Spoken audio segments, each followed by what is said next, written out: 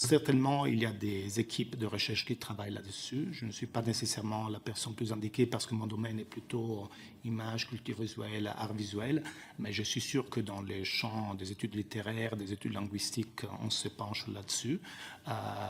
Quand je parlais de paresse cognitive, c'est le fait de s'habituer à une situation où on donne quelques prompts à un modèle d'IA et on lui dit écris-moi un dossier sur ça, ou le professeur m'a donné à lire ces 3 textes, écris-moi un texte à partir de ces 3, et voilà, et on délègue, on délègue, on délègue. Et ça, je le vois partout, chez mes enfants aussi malheureusement, et donc c'est un vrai problème.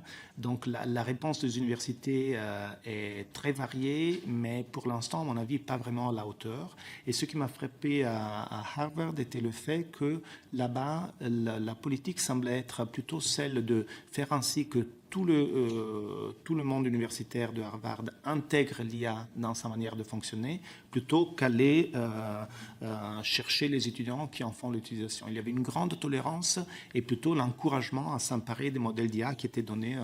Donc c'était la manière dont Harvard abordait ça.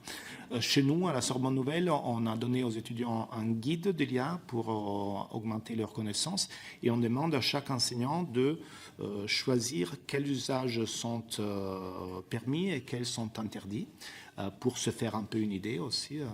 Mais on n'est pas encore vraiment préparé. Et c'est un scénario vraiment un peu préoccupant.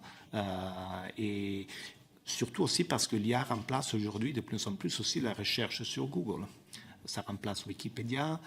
Personne presque ne va plus regarder les sites internet mentionnés dans une recherche sur Google. On se contente de la réponse IA proposée par Gemini ou de la réponse fournie. Et là, c'est une concentration massive du savoir dans les réponses d'une poignée de 4, 5, 6 sociétés privées américaines.